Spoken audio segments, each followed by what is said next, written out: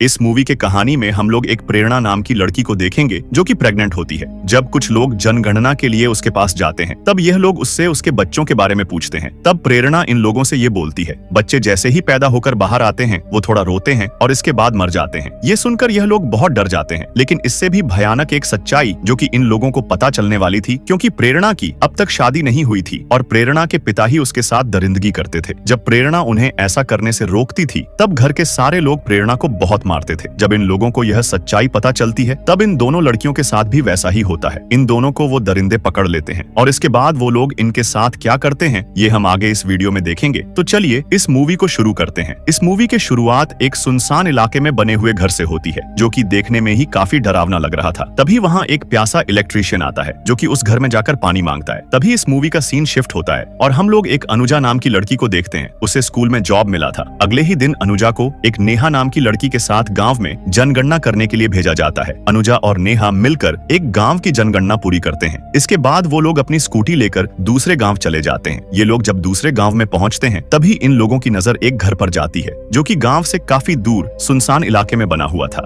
ये लोग जनगणना करने के लिए इस घर में भी जाते हैं। तभी इन लोगों को प्रेरणा नाम की एक लड़की यहाँ मिलती है जो कि लगभग इन्हीं की उम्र की थी। देखने में प्रेरणा की हालात काफी बुरी लग रही थी। वो लोग यहाँ देखते हैं प्रेरणा प्रेग्नेंट है। प्रेरणा को प्रेग्नेंट देखकर अनुजा उसके बच्चे के बारे में पूछती है, लेकिन प्रेरणा का जवाब सुनकर वो लोग बहुत दंग रह जाते हैं। प्रेरणा का कहना था उसका बच्चा है ही नहीं, क्योंकि बच्चे पैदा होकर बाहर आते हैं और थोड़ी देर रोते हैं और फिर मर जाते हैं। प्रेरणा की ऐसी बातें अनुजा और नेहा को काफी अजीब लगती है। प्रेरणा के अलावा इस घर में 3 लोग और थे। एक लीला नाम की बूढ़ी औरत थी, इनका नौकर भोला और इसके अलावा एक इंसान और था। लेकिन प्रेरणा इन लोगों को यह क्लियर नहीं बताती है कि वह इंसान प्रेरणा का क्या लगता है। लेकिन अनुजा उसे शख्स को प्रेरणा का पति मानकर अपने रिकॉर्ड में लिख लेती है और इसके बाद ये लोग यहाँ से चले जाते हैं। लेकिन अनुजा को वहाँ कुछ ठीक नहीं लगता है और ये लोग सोचती है शायद प्रेरणा का पति उसे बहुत मारता होगा, और इसलिए अगले ही दिन अनुजा फिर से नेहा को उस घर में जाने के लिए बोलती है और वो कहती है हमें उस घर में जाना चाहिए ताकि हम उस घर की सच्चाई जान सके। लेकिन नेहा उस घर से डरने लगी थी, इसलिए वो वहाँ जाने से माना करती है। लेकिन अनुजा के जिद करने पर नेहा जाने के लिए मान जाती है। ये लोग बिना किसी को बताए उस घर में जाते हैं। यहाँ आने के बाद इस बार इन लोगों को प्रेरणा का पति मिलता है जिसका नाम घनश्याम था।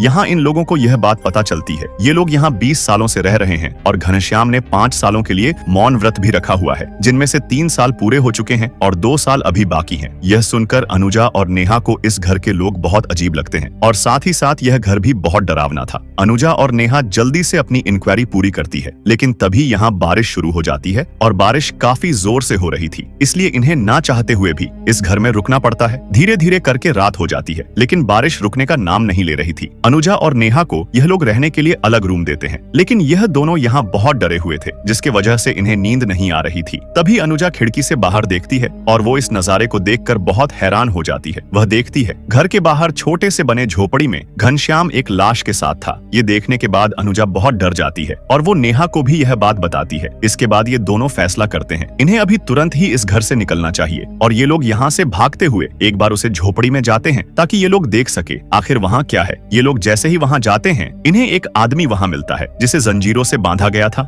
और वो आदमी इन लोगों पर हमला कर देता है, जिससे यह लोग और भी ज्यादा डर जाती हैं। अब ये लोग भागने लगती हैं, लेकिन जैसे ही थोड़ी दूर जाते हैं वहाँ इन्हें इस भयानक जंगल में बहुत से जंगली जानवर की आवाजें आने लगती हैं, क्योंकि ये घर जंगलों के बीचों बीच बना हुआ था और इस जंगल में बहुत से जंगली जानवर थे। इसके बाद ये लोग वापस से इसी घर में आ जाते हैं और अपने रूम में जाकर बैठ जाते हैं। ये लोग सोचते हैं इस घर वालों को यह बात पता नहीं होगी कि वो लोग घर के बाहर जाकर झोपड़ी में एक इंसान को देख चुके हैं। अगली सुबह जैसे ही होती है ये लोग वहाँ से जाने लगती है। उसी वक्त इधर वो बूढ़ी औरत घनश्याम को बताती है वो दोनों लड़कियां रात में घर से बाहर गई थीं। ये सुनते ही घनश्याम और भोला उन दोनों का पीछा करने लगते हैं और इसके बाद उन दोनों को पकड़ लेते हैं और ये दोनों मिलकर उन दोनों को बहुत पीटते हैं और बड़ी बेरहमी से बांधकर उन दोनों को अपने घर के नीचे बने हुए बेसमेंट में डाल देते हैं, जहाँ उन लोगों को हर रोज बहुत थोड़ा सा खाना दिया जाता था। और जब भी ये लोग चिल्लाती थीं, तब इन लोगों को जानवरों की तरह पीटा जाता था। जब ये लोग बाहर निकलने के लिए चिल्लाती थी तब इनके ऊपर खौलता हुआ पानी डाल दिया जाता था।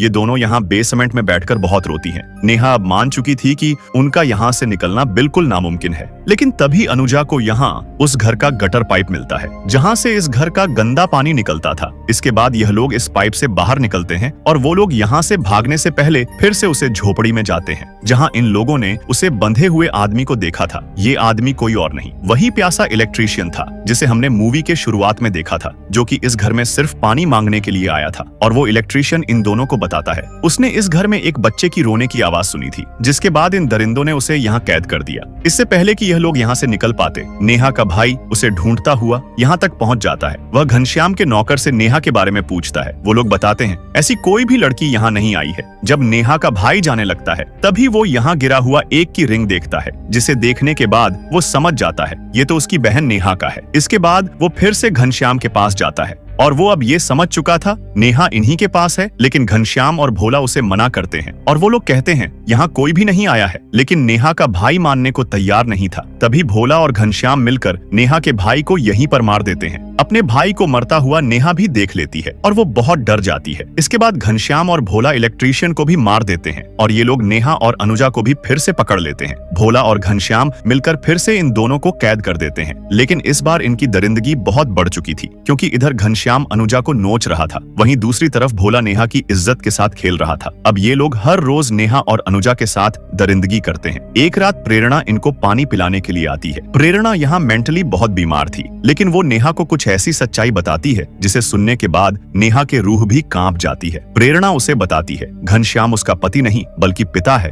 और वो उसे बहुत मारता है और घनश्याम ने ही उसकी माँ को भी मार दिया था। और वो बताती है पापा मेरे साथ रोज दरिंदगी करते हैं और प्रेरणा के पेट में जो बच्चा है वो घनश्याम का ही है। और जब भी प्रेरणा बच्चे को जन्म देती थी, भोला और घनश्याम मिलकर बच्चे को मार देते थे। इधर अनुज भागने की कोशिश करती है और वो ऊपर से कूद जाती है। वो घनश्याम और भोला से बहुत गुस्सा थी। वो इन लोगों से बदला लेना चाहती थी, इसलिए वो इनके भैंस वाले झोपड़ी को जला देती है। जब घनश्याम और बाकी लोग जलता हुआ झोपड़ा देखते हैं, तब भोला चाकू लेकर अनुज को मारने के लिए जाता है। वो अनुजा का पीछा करते हुए जंगल में बहुत दूर निकल जाता है। यहाँ इन दोनों की फाइट होती है, लेकिन अंत में अनुजा भोला को मार देती है। वही दूसरी तरफ हम लोग प्रेरणा को देखते हैं, जो कि यहाँ से निकलने में नेहा की मदद कर रही थी और नेहा यहाँ से निकलते हुए बाहर अनुजा के साथ जाकर मिलती है। लेकिन अनुजा का बदला अभी पूरा नहीं हुआ था। अब वो घनश्याम को भी मारना चाहती थी, जिसने उसके साथ दरिंदगी की ही थी। साथ ही साथ उसने अपनी बेटी को भी नहीं छोड़ा था। इसके बाद अनुजा फिर से इस घर में जाती है। यहाँ अनुजा घनश्याम को ढूंढती है। दोनों की लड़ाई इस घर के छत पर होती है। इन दोनों की काफी लंबी फाइट होने के बाद अनुजा घनश्याम को भी मार देती है। इधर घनश्याम की माँ लीला नेहा को मारने वाली थी, लेकिन नेहा भी उसे पर हमला कर देती है और वो उस बुढ़िया को मार डालती है। जिसके बाद ये लोग उस घर से बाहर आती हैं और ये लोग एक जगह पर बैठ जाती है। इन्होंने तीनों दरिंदों को मारकर प्रेरणा को भी उनसे आजादी दी थी, क्योंकि घनश्याम की माँ भी जानती थी घनश्याम अपनी बेटी के साथ क्या करता है। इसके बाद भी उसने घनश्याम का साथ दिया और प्रेरणा के साथ दरिंदगी होने दी। इसके बाद हम लोग मूवी के आखिर में ये देखते हैं वो दरिंदे इस घर में पहले ही 13 लोगों को मार चुके थे, जिनमें से 9 लड़कियों के साथ इनके नौकर भोला ने दरिंदगी की थी। घनश्याम की पत्नी सावित्री इनका पहले शिकार थी। सिर्फ अनुजा और नेहा ही ऐसे 2 लोग थे जो कि उन दरिंदों को मारकर वहां से जिंदा बाहर आए थे। इस मूवी का नाम था वेलकम होम। ऐसी ही मूवीज के लिए आप हमें टेलीग्राम और इंस्टाग्राम पर फॉलो कर सकते हैं, जिसका लिंक डिस्क्रिप्शन में दिया हुआ है। और मूवी अच्छी लगी हो तो एक लाइक जरूर कर देना और ऐसे ही मूवीज के लिए हमारे चैनल को जरूर सब्सक्राइब कर लेना। तो मिलते हैं हमारे नए वीडियो में।